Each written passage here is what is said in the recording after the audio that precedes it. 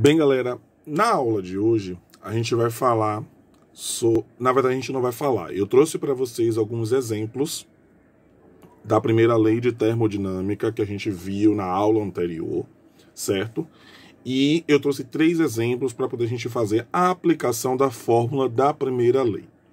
Após eu fazer esses 3 exemplos com vocês, explicando passo a passo sobre cada um, eu vou deixar na descrição desse vídeo um link com uma aula de exercícios também do canal Física 2, falando também sobre exercícios mais aprofundados sobre a primeira lei da termodinâmica. E na próxima aula, que é na segunda-feira, eu vou trazer para vocês sobre a segunda lei da termodinâmica e a revisão para a nossa prova, que vai acontecer no dia 10 de dezembro, certo? Então, no primeiro exemplo, nós temos, num processo termodinâmico, certa quantidade de gás perfeito se expande, realizando um trabalho de 80 joules. Ao receber 200 joules de calor de uma fonte, determine a variação de energia interna sofrida pelo gás.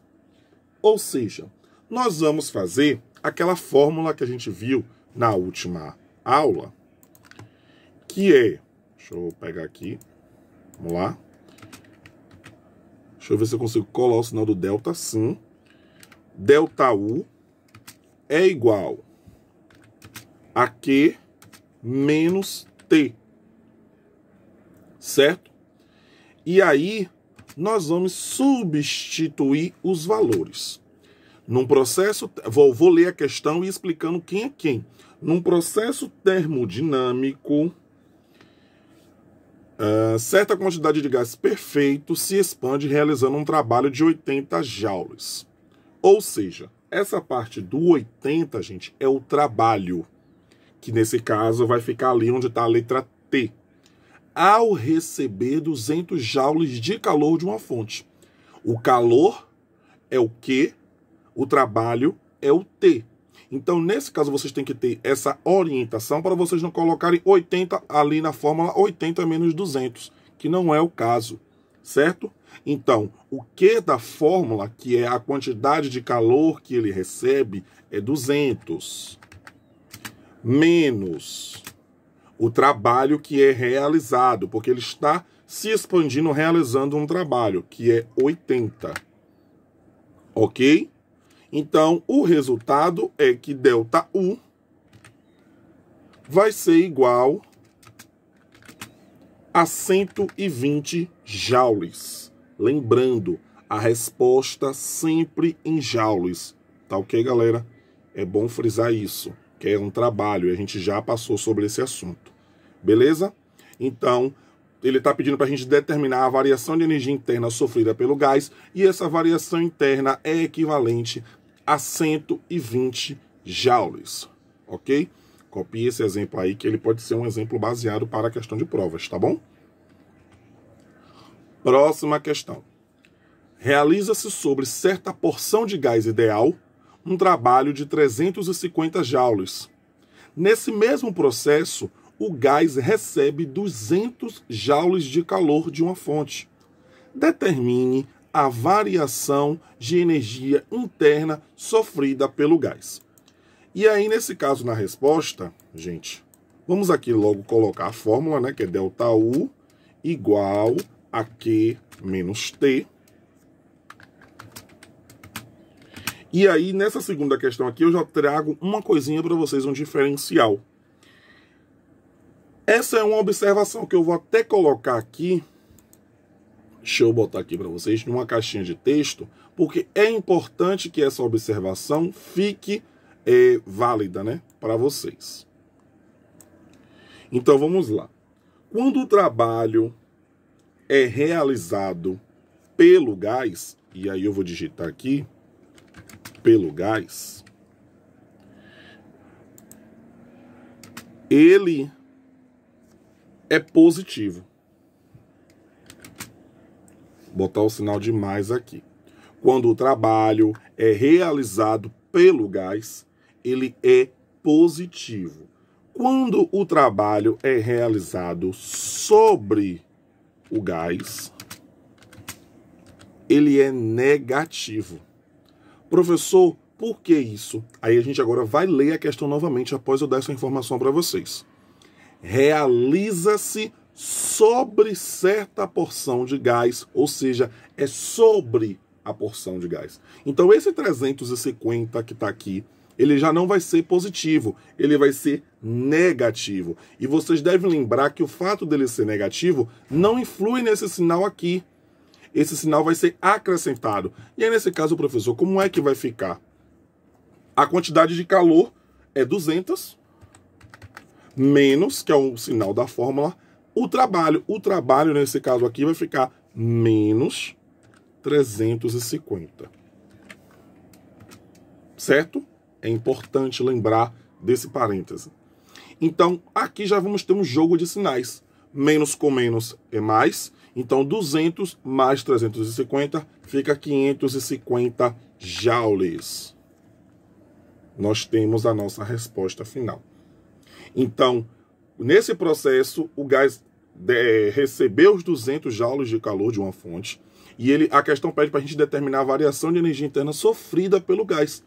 Sendo que, se nesse caso ela é realizada sobre certa porção, o sinal vai ser negativo. Se ele é realizado pelo gás, o sinal vai ser positivo. Então, gravem esse macete, porque esse macete também vai servir para a próxima questão que a gente vai fazer e vai servir para diversas outras questões que a gente vai ver no decorrer do tempo, ok? Então, vamos para a próxima e o último exemplo que eu trouxe para vocês. Um gás ideal é comprimido por um agente externo, ao mesmo tempo em que recebe calor de 300 joules de uma fonte térmica. Sabe-se que o trabalho do agente externo é de 600 joules. Então, a variação de energia interna do gás é de quantos joules? E aí, nesse caso, o que eu trago nessa questão aqui para vocês é o seguinte. A temperatura, né, porque nós temos a quantidade e a compressão que o gás está recebendo aí nesse caso.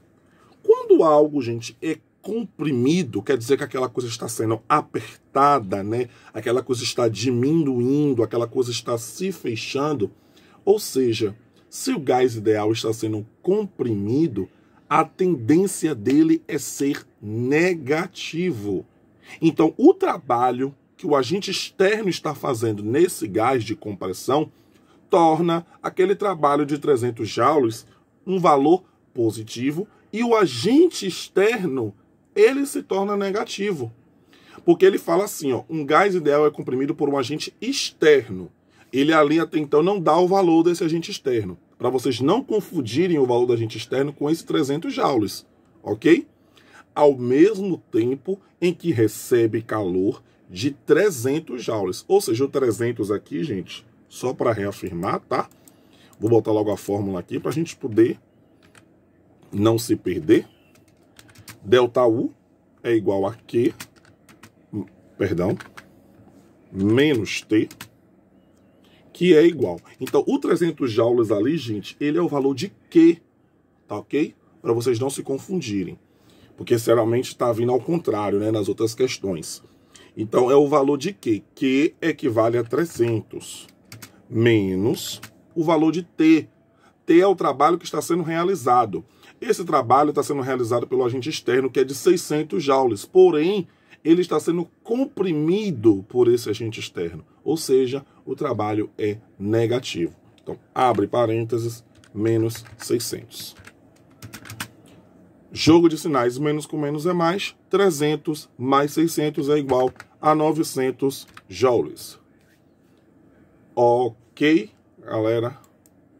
Então, é importante ficar atento a essas palavras-chave, tá? Aqui eu vou até mudar aqui a cor dela, só para poder dar esse destaque, né? Quando está sendo comprimido, ele é negativo. Quando ele está sendo expandido, ele é positivo. A mesma coisa naquela outra questão, né? Realiza-se sobre. Então, o sobre, ele já nos dá a noção de que é negativo, porque é sobre o gás e não pelo gás, que seria o positivo. Tá certo, galera? Então são esses os exemplos. Na descrição do vídeo estará o link para um outro vídeo onde tem mais exemplos complexos e que expande mais o entendimento da primeira lei da termodinâmica.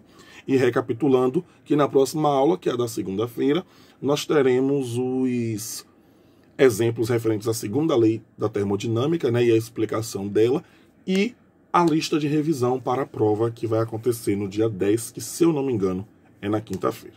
Tá ok? Até a próxima.